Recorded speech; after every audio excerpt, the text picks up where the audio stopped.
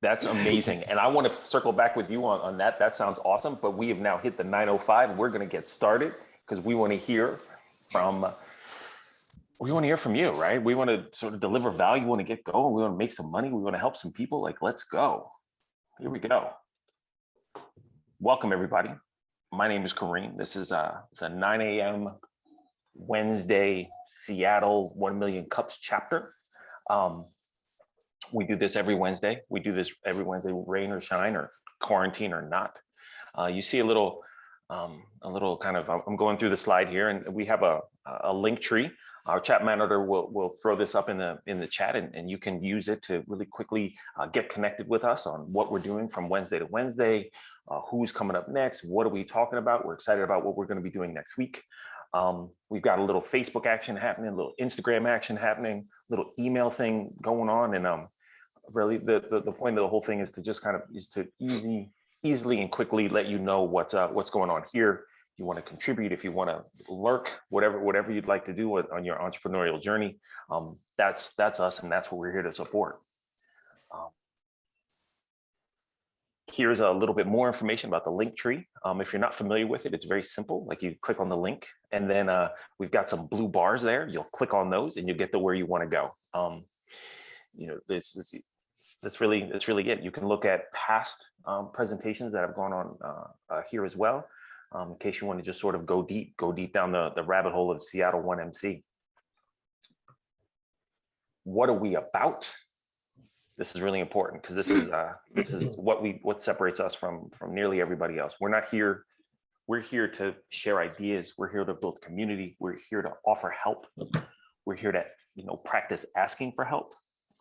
We are building a community, supporting each other.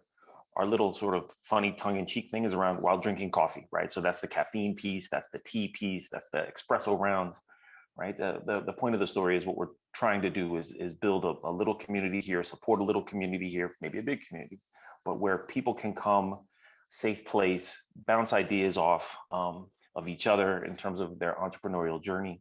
What is this entrepreneurial journey? What is a innovation map?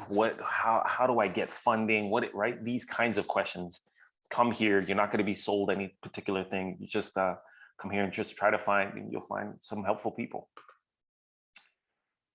So within that, how do we operationalize that? We really practice on about presentations and not pitching. And what does that mean? A pitch in our mind is more like, you should do this because of that, right? This is great for you because of that. See this finger? We don't do that here, right? And so presentation is more like, this is what's going on, right? This is what we're doing. What do you think? Right? So this instead of that. We look to connect,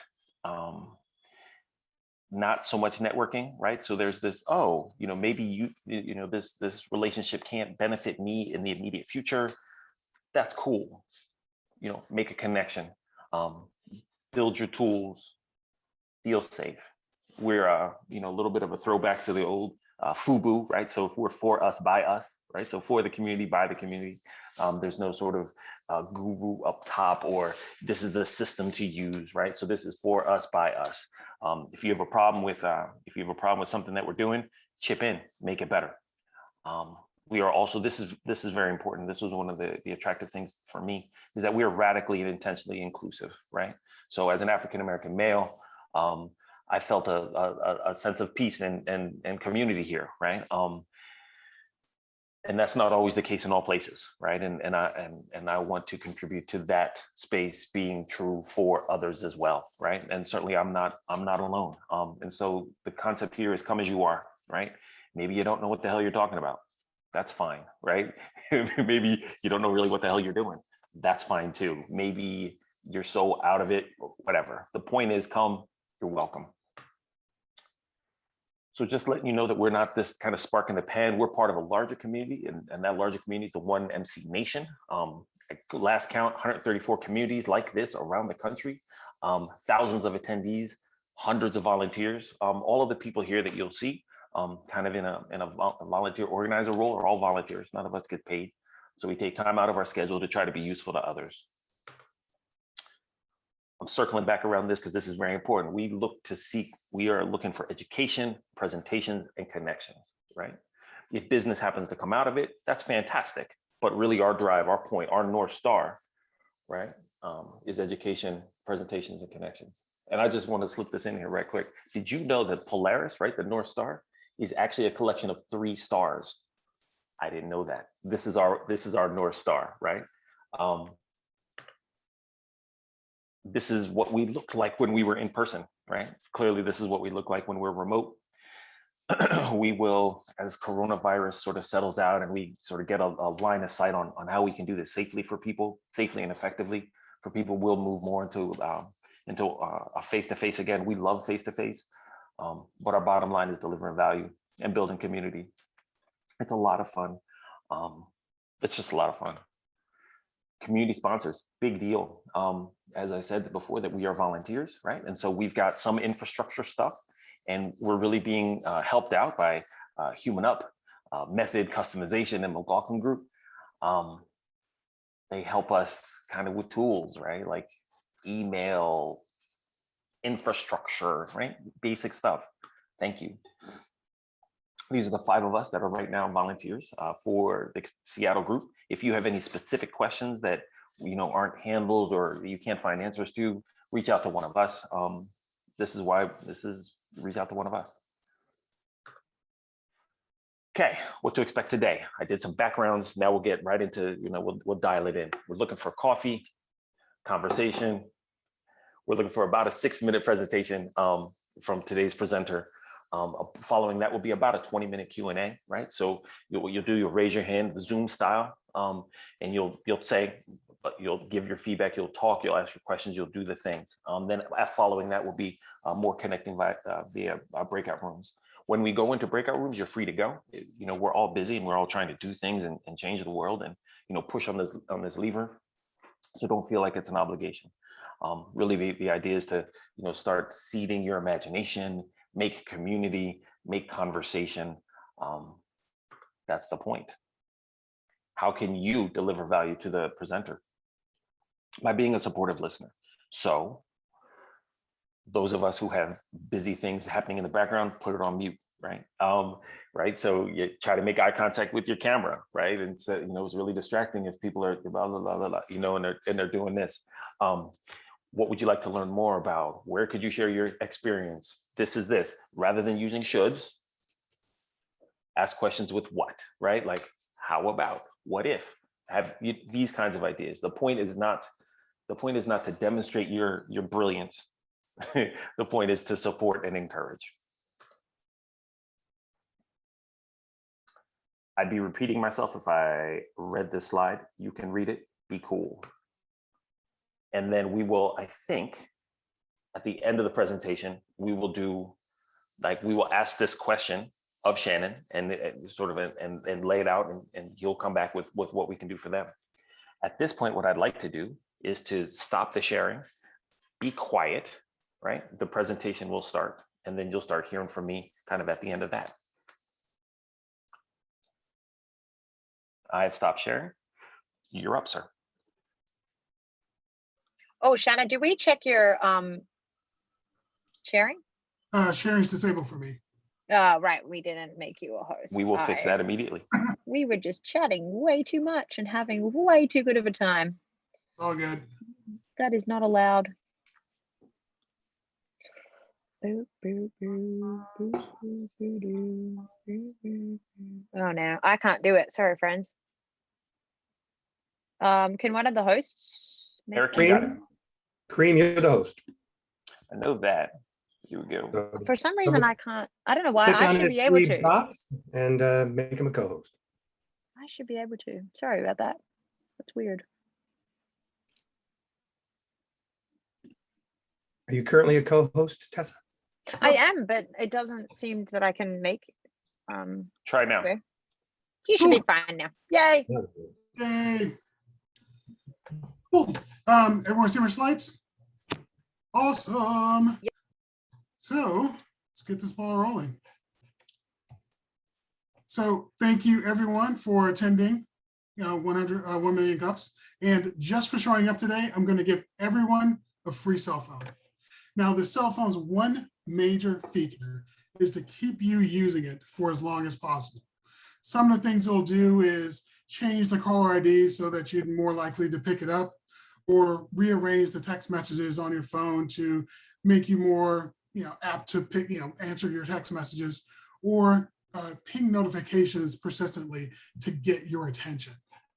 Now, that's not something I would take advantage of, but almost 4 billion people worldwide use social media platforms to communicate with others, get their news, and share the most intimate aspects about themselves. But these same platforms want you to keep using those features for as long as using their features for as long as possible, using the same tactics I just illustrated. Don't make the mistake of thinking you're the customer. You're not. You're the product. Its customers are the advertisers. And we're seeing the effects of that now. How we see the world, how we interact with others, how this affects us personally. Are we really in control? Over the last couple of years, I've seen friction building between the current business model and how people want to connect and interact with others. If you haven't noticed, pushback from consumers is mounting. They want control over their experience online and how their data is used. The most glaring example of this is how Cambridge Analytica was used during the presidential election, and how overbroad data collection can be used against us. Apple is seeing 90% of their users opt out of cross-application tracking. Google's facing lawsuits concerning personal data collection, even though they've turned off those collection practices. And even TikTok creators are seeing notifications saying in the terms of service that we will collect your face and voice prints and store them outside of the US. Once I got out of the Navy, my first job was at America Online, and progressing from America Online to Comcast, to Nike, to Tile, to Salesforce, I realized how technology can be used as a benefit or hindrance when it comes to the progression of our ecosystem.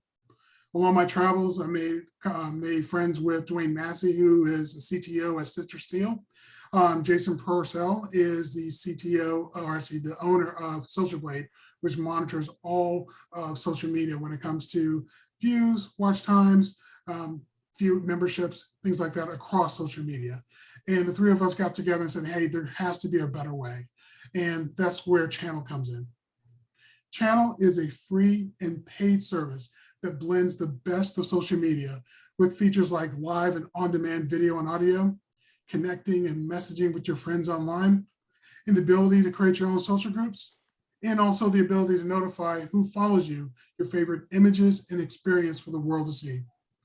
Channel is also putting privacy and security first by verifying users during onboarding, monetizing premium features for content creators, and allowing users to control how their user-generated content is used. Because of that, we've accumulated over 14,000 users that have subscribed to our waitlist once we open up our beta for those individuals who signed up. Paying for services is not a new concept. NBC Peacock, for example, introduced a tier service that includes a free tier that has commercials all the way up to a paid tier, which is commercial free and includes live sports, next day access to the NBC TV shows, and also an offline mode. Twitter is introducing Twitter Blue that includes a dedicated customer support, a reader mode for longer threads, and it's available via subscription. Our revenue stream focuses on targeting the top 10% of content creators that produce 80% of the content online, with premium features that can't get on any other platform. We'll be charging $5 a month for traditional users and $15 a month for content creators. Our go-to-market is twofold, again, targeting creators and consumers with features they can't get anywhere else. Our main feature for content creators is called Pre-Flight, that screens their content for DMCA or copyright issues before uploading to make sure they're able to maximize the amount of revenue they get from the content they create. For customers that are hesitant to start anew on a new platform, the main feature we're introducing in them is called Project Fulton. We don't really have an actual name for it yet, but Robert Fulton was the inventor that developed the surface-to-air recovery system. You ever saw Batman when he's in the tower, he shoots up the balloon, the plane comes by, picks him up? That's STARS, or the Surface to Air Recovery System. Channel will be able to import your social media data from other social media platforms and import them seamlessly into Channel, so you're not missing a beat and you're migrating your user data seamlessly. In addition, by focusing on portability of user-generated content and maximizing content creators' revenue, we estimate $600 million in SOM in year one, within a total 4 billion user market base worldwide. Some of our biggest accomplishments have come from connecting with some of the largest companies in tech, helping us build Channel. Between Microsoft for Startups, Twilio, ScaleGrid, we've accumulated over $150,000 in credit that allows us to build our beta once it becomes available for our closed beta. Our focus right now is, our site is focused on user safety, repairing a broken system with unique tools, and respecting user privacy as a core foundation. Our ask right now is just signing up for our waitlist at channel.com, which is CHNL.com. And if you'd like to get in touch with us, it's just hello@channel.com. Thank you. Woo! Sorry. And so this is right. So we've heard the presentation. Let me give some guidance. We've heard some presentation, right? The next step is if you have comments, right, or feedback or whatever it is you have to say, throw your hand up, right? And then we will just sort of get this thing going. So now we're moving into that 20-minute Q&A period. Eric. Shannon, once again, fantastic presentation. I got to hear it a couple weeks ago when we were going through it. So smooth as silk, man, smooth as silk, fantastic. And I love, yeah. And back then I even said, I love this idea. I want to make sure that everyone's clear. You have a free version that you can get that has ads. Correct. And one of the issues you talk about is that, you know, all these other companies have ads as well, and that's how come you are essentially a product, right? Correct. You are the product. So how does your ad-free version differ from them? Is there a differ, or is it really the same thing? It's really the same thing. The major issues that happen with other platforms such as Facebook, Twitter, they collect data from outside of Facebook and aggregate that for ads inside of Facebook. So for example, if you were to log into your favorite fitness app and it has an option to log in with Facebook or Twitter or whatever, all that data that's collected that is inputted into an app that you would think specifically for weightlifting gets pipelined over to Facebook and used as a model to build for you for advertisers. Channel isn't doing that. We're using the subscription that we get. We're using the subscription revenue to augment the need for this bulk data collection, so to speak, to allow for a more seamless experience and a more genuine experience for customers on the platform. Okay, so that means the ads will be directed only based upon what you do within Channel and not outside of Channel. Correct. Sweet. Tessa's up, and then Dan. Oh my gosh, thank you so much, Shannon. Loved it. Loved your graph. I loved your graph. Like, I'm going to say I love your logo, because that's like, I want to see that on my phone and click on that, right? To like, you know, and go, yeah, this feels so good. Like Instagram, all that gives me heebie-jeebies. This feels like good. I have two questions. One is, so the first thing is like probably brief. Does this mean that you will not be doing any third-party selling of data, and all your revenue will be coming from the subscription models, or are you still having some, you know, ability to sell people's data to other people? So our main focus is not selling user-generated content to third parties. So there's tons of data aggregation units that are out there across the internet. I think there's one unit that has like a collection of 2.5 billion individuals with over, I think it's like 150 different data points on each individual that's used for either data aggregation or data enrichment or data enhancement. Those are the three kind of buzzwords people use to send people data that they don't have to get data the other person doesn't have. So they kind of just enrich all this data so they get a better profile on individuals. Channel will not do that. So everything is packaged in-house. So for advertising, it's basically just kind of like the traditional shotgun advertising, where companies that are wishing to advertise on channel are using CPM or cost per thousand when it comes to just impressions on pages. We're not doing, your targeting may happen within the application. Say, for example, if you're looking at, if you're interested in, let's see, the automobile, like your car shopping, you're looking at videos for cars, you may receive advertising based on your watch, what you're watching about on the platform. But we're not going to go out to say, we're not going to show you, we're not going to integrate with other applications that we would be able to pull data from that would then enrich the data on channel that would then target you specifically for ads, or share that information out to anyone else that would target you for ads. So it would be something like, if I was looking at like a group, I was in a group that was like car related, I would get like, I may get like Ford ads because it's car related, but it's because I'm doing something in the platform, and they just have, so that you can target within there, but outside of, it's not like, oh, you've been over on this website over here like 5 days ago. And yeah, okay, interesting. Thank you. I'll leave it at one question because I see there's a lot of people needing to ask. Okay. Awesome. Dan, Valerie, Stefan.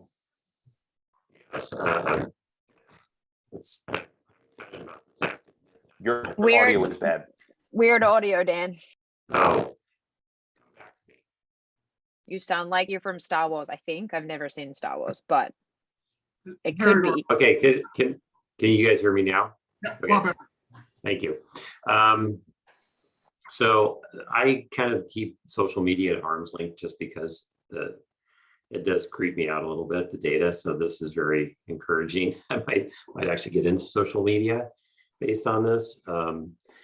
But early in your presentation, you had made the comment that you said free and paid, which kind of threw me a little bit. And I think you've explained that now based on Eric's question. But I think that the two things that, speaking as somebody who gets kind of creeped out about the social media stuff, explaining that, if I understood that, hey, you're going to have this free model, but it's not going to be sharing my data outside. And having, excuse me, I think,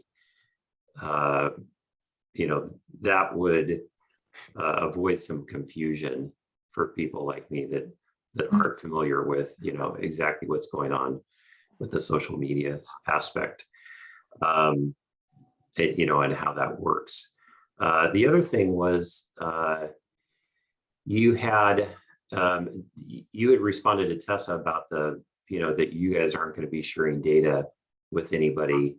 And I think hearing that, I realized that during the presentation, I was a little bit hesitant. I was holding back a little bit until I kind of understood that piece, that like you guys that it makes sense that you would not do that based on your business model. But I think that those two bits of information, I think, would have, allowed a smoother entry for me to your presentation, I think. No, I appreciate the feedback. The idea is that the subscription with any service, I'll go for example, oh gosh darn it, Airtable. Airtable gives you a limited amount of space and usage within the application until you pay for it. We're just augmenting that. Instead of, we limit the amount of space that you get, but also supplement it with ads to either get you to subscribe to a paid service, or just, again, augmenting that section of the augment the section of that experience if you're using the free service, augmenting them with ads, augmenting the revenue model with ads. Yeah, I would agree with you that there should be a little bit more clarity, but I think explaining it as a freemium service, I think freemium is kind of like this universal term where you understand that it's not, you can sign up for free and then you have a paid aspect that would give you additional services. The additional services is an ad-free experience and more leeway and more space on the platform to either stream live video, store more content. But the basics is, the idea is that you're not being treated as a product. The idea is that your data is held within channel. You are not being sold. You're not being, your data is your data, and you get to import and export it any way you choose.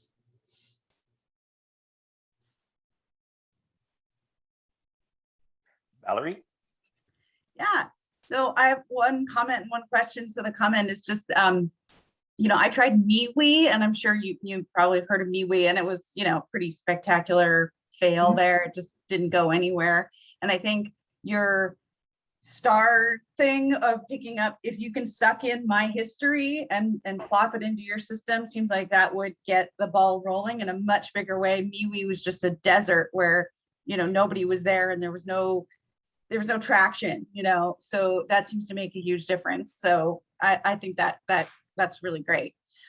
My question is, seems like you've solved the data privacy problem, which is awesome. I feel like there's another huge social media problem, especially on Facebook, which is disinformation. And to me, that's actually way more important than privacy in some sense, because privacy in some ways, like the ship has kind of sailed on that, but I love that you're addressing that. But to me, the disinformation, I think it's literally killed people. I think it's bad. And so I'm curious what your approach is on that. Yeah, absolutely. So that goes to onboarding. So we have a 3-phase onboarding period. Well, let's step back to misinformation. Misinformation, even though I think the White House noted that it's only a small group of individuals, maybe somewhere between 15 and 20 individuals that spread the majority of the disinformation that's out there. Our onboarding is 3-phase. So 1, you can sign up for free, but you won't be able to communicate with anyone. So phase 2 is once you verify your phone number through two-person authentication. So basically you submit a phone number, you get a code back, you verify the code, so we can verify that 1, it is an actual person, and 2, we're using Twilio to confirm that it is on a wireless network. So like AT&T, Sprint, Verizon, whoever internationally, we can do that. Phase 3 is if you want to get verified as an individual. We're using Stripe, and their Stripe Verify to verify the person is an actual person behind the keyboard. So usually they use driver's license and kind of a face scan. Once that goes through, it's a fairly quick process. They're verified as that individual. And those 3 steps will dramatically reduce the amount of misinformation and spam, because most of that information is only going to come from a small group, and 2, those types of individuals want to be as anonymous as possible. So targeting those and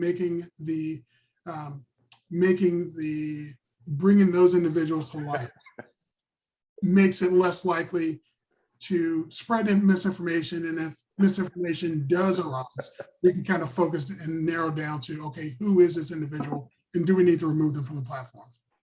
And then once they're off, they can't get back on, because you still have to go through that 3-step process to be able to communicate with others. Awesome. Yeah, Thank you. To answer the question about Facebook doing that driver's licenses, so again, we don't store that information. We just send it off to a third party. They do the check. If it comes back good, we flip a bit and allow them access. If not, then they give us another bit and says, yeah, we don't store any of that information.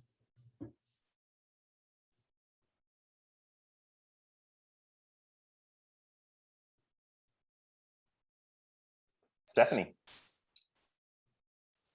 Hey, I wasn't sure if it was me yet. Yeah, so we actually had to do that recently, and it was funny that was mentioned because the concern was where does that go and who hangs on to that information? Because even though Facebook says it's not stored, it's who knows where it goes. Yeah, they claim, you know. So but my question actually, since you're mentioning users and stuff, and that seems to be a larger pivot for people getting onto these platforms, you mentioned content creators specifically. I'm curious if you have a plan, as some of our other bigger contenders out there have offered to some of the top creators in the internet space different deals and licensing to actually move their audiences to platforms. Is there something in for channel potentially in the future that is there the idea of actually moving those top creators to channel? Obviously that would take probably significant capital to do that. I didn't know if that's something down the road or something that is part of the overall plan. So interesting you brought that up. One of the advisors that I have actually monitors all of these social media platforms around the world. So we are actually able to look at the trajectory of lower tier content creators and pull and individually reach out to those content creators and see if we can actually pull those into channels so they can actually build with us and build a platform with us, versus trying to poach and steal and make it a turn into a contest of who has the bigger wallet. So we'd rather bring on, 10, well, let's say we can bring on 20 up and coming creators versus one big creator. Right. The concern with that, of course, is always finding a balance between the two, because you have too small of a content creator. I've seen channels where people will do something that have 100,000 audience and just up and leave, they're gone. And so it'll be that balance of investment of having some type of contract probably with that content creator, say, hey, continue making content at least for this period of time as you grow with us, as opposed to just, hey, I'm done with this, I want to leave. And that obviously is going to be some type of filtering process and interviewing process just to even do that. Yeah, Twitch just recently had this issue. So a year before, there was a content creator called Dr. Disrespect, had his contract canceled just flat out and didn't know why. It was mostly because I don't know specifically what happened with that. I'm just going to leave it at that. After that, he moved over to YouTube, where he originally came from. And then Mixer went down because of internal issues with their company. So everyone who got paid through Mixer went back to Twitch. And now Tim the Tatman moved over to Twitch, or moved from Twitch to YouTube. I don't remember if there was a deal specifically associated with that, but I want to focus on bringing content and content creators that want to build with the channel, versus, again, turning it into this huge content war that really affects the users if they're switching from, going from point A to point B to point B to get their content creators and just have it in one spot for them. I'll be fascinated to watch, because I'm 100% on the mindset that right now, even though we have the big players, what is happening, and we're just on the cusp of it, where I think the US market doesn't realize how many international social platforms there even are. They just have no idea. They're like, oh, I just thought, Facebook was the biggest thing and that's it. There's way bigger things outside of the US than what we see here. And I believe at some point there is going to be such a diversity of platforms that it's not where you go to one place for one demographic. It's going to be, you go to that one platform to go see that one demographic, meaning the one place of the audience and the interest. And advertisers will probably follow to specific platforms rather than just spend their money on this whole catch of a bunch of them, rather move also with their audience. At the moment, and I'll end this off, at the moment, is channel have an ideal demographic or audience you guys want to shoot for? Or is it more of we'll see who shows up and see what sticks? So we're focusing on the content creators who are going to build up the channel. We're looking at channel. We're looking specifically for gamer content creators, beauty content creators, kind of the general broad aspect of when it comes to what sort of genre and demographics bring the most traffic.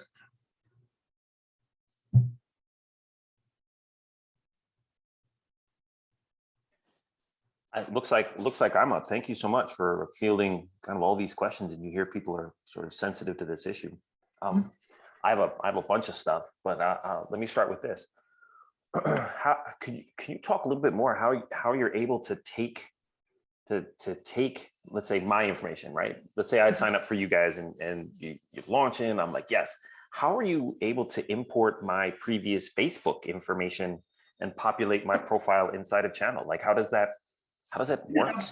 Yeah, absolutely. So with the advent of the GDPR, which is worldwide, gives you the ability to export your data outside. You can actually go to Facebook. You can say, I want everything you have about me downloaded directly to your computer in a zip file. We'll take that zip file, expand it out, and populate it within Channel.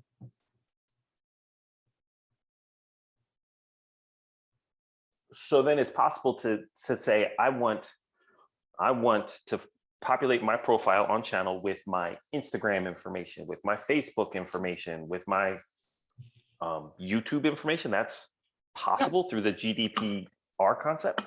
Well, yes, the GDPR allows for, there were several rules or several laws that was introduced in the UK and the United Kingdom, but that affect everyone worldwide. So every British citizen has the ability to, or UK citizen has the ability to download the information if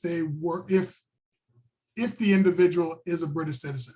Instead of focusing specifically on British citizens, GDPR, people who enable GDPR just made it for everyone. So you can actually go in, if you went into YouTube or Facebook or Twitter, you have the ability to download all that data that Facebook, Twitter, YouTube has on you, from chat records to images to connections, everything. And with that, we'll be able to import that into Channel.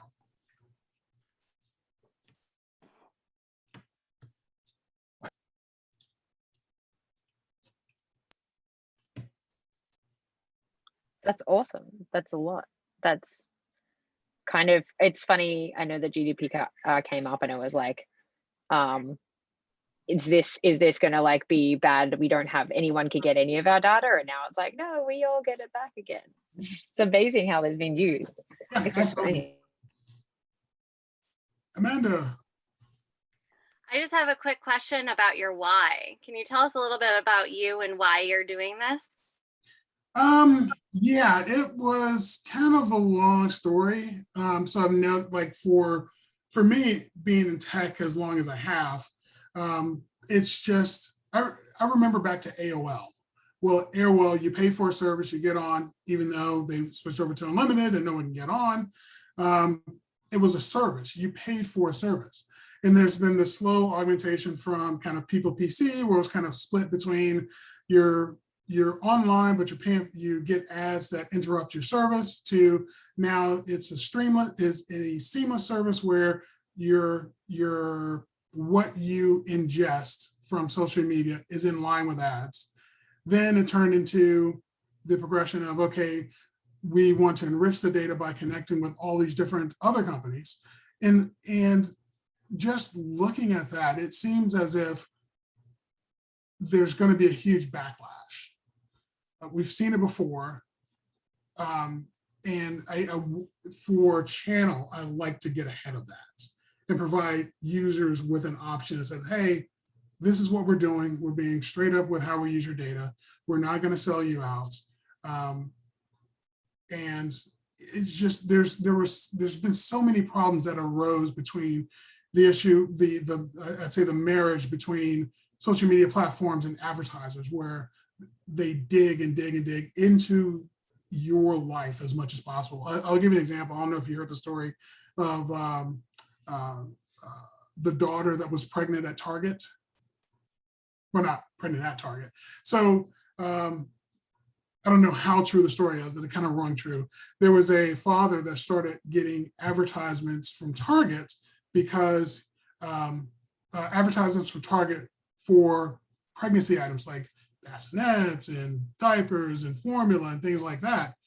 No one in his house he thought was pregnant.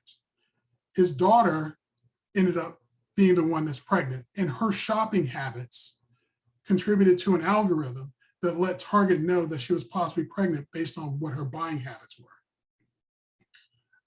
There's been other incidences of like really weird things that would happen in line with something that you would do offsite that would happen on different platforms. So all that just kind of combining together, just like, okay, there has to be a solution to this. There has to be some type of alternative to this. And that's where Channel comes in, is trying to position itself to be that alternative.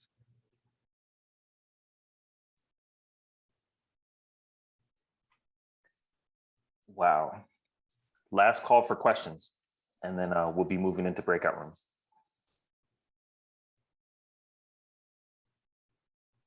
I have one. Sorry, I'm raising my physical hand for a second because I couldn't find the button fast enough. How does that even work? Yeah, it's just, yeah, right. I was going to ask the kind of, and maybe this was already stay with the users, but the projected timeline for beta testing. Obviously that might extend depending on how things are coming back. When's the foreseeable time? Because it sounds like you already have investors and advisors already on this potentially. So I'm sure they're kind of chomping at the bit to know when this is going to be basically established. So I'm curious if there is a timeline already in place. So we're looking at launching the beta by the end of this month, early next month. That will be a closed beta with the 14,000 people who have signed up. We'll open up the open beta by late November, early December, and then late January, early February, we'll open it up to the public. That's pretty quick. So transitioning, what can we do for you? I think right now, just getting a word out. I've already got everything pretty much established. Getting people to know what Channel is and signing up for our wait list is pretty much the best way that would help me. Just the main issue right now is just helping me find my blind spots. Social media insurance. Who knew there was social media insurance? Basically, because you're uploading, you're looking at information as being you're having people upload content to your platform. You don't know what that content is. So like I have to reach out to using acronyms. So National Centers for Missing and Exploited Children to get access to photo DNA, which scans for CSAM, and make sure that the content is in the CSAM database. Didn't know how to do. Well, I didn't know how to do that initially. I've got everything's already in line. That's already set in the application. Yeah, just connecting with people, signing up to a wait list, helping me find where my blind spots are is like the most helpful thing right now. Will do. I know that the wait list link has been posted in the chat.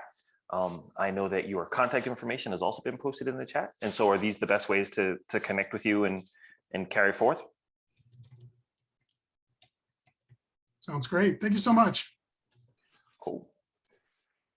So now we're going to transition, right? So we're closing out the presentation and the Q&A section. We're transitioning into the breakout rooms, and I need to fit in a little bit of information for you. If you'd like to present, right, and have this, focused discussion on your deal, right? That's the link, right? So apply. We will engage with you and ask the questions and sort of do the things and make sure that you're kind of squared up and ready to go. All you need to do is, if you're trying something new, if you're trying to connect, if you want to learn by doing, right? It's, again, the radically and intentionally inclusive is the concept that we work from. Want to get involved, right? So if you see a problem or you see an opportunity that you'd like this group to go out and get, join us, right? If you're like, yo, I really am vibing with this general concept, join us, right? Like, so our hands are open. This is a heavy lift, right? There's a lot of people who want to know more about this space in general, this meta skill. Pitch in. Circling back, how to stay connected with us. This is one of the best places, this link tree, right? And applying to present, signing for emails, the replays, right? You want to go deep on what it is that's going on here. This is the best way. The next piece is fun, right? And so this was an outstanding presentation. We have this other concept, right? Called a teacup, and like a teacup convo. And so what we do, we take some minutes, everybody who attends has some opportunity to talk about right? And answer questions for them around, and the theme for next week is around being your own boss, right? So today was an idea around a presentation and question and answer. Tomorrow or next week is an idea of community talking, right? How is it being your own boss, right? Blind spots, right? Strengths, weaknesses, experiences, helpful, these kinds of concepts. So it's a teacup. So it's an opportunity to come in and sip the tea while we build these businesses. Here we go. So it's going to take me a little while, maybe about a minute or so, maybe a couple of seconds. We're going to go break down into breakout rooms. The conversation continues however you see fit. And if you're like, oh, listen, I have to move on, then thanks for joining us and we'll see you next week. Yeah, so I've set up the rooms as per usual. Just remember, we will be done at 10:30 is but a little bit before 10:30 is when we shut the rooms, just because we have our organizer meeting. So if you're loving your convo, grab your info from that person and continue your conversation offline. Yeah, thanks for coming. Drop out whenever you need to. And if you find yourself in a room by yourself, don't worry, I will put you in a room with other people if other people have to run. So you will not be left alone for long or unsupervised. All right, have a fantastic Wednesday. We shall see you next week. Bye. Bye.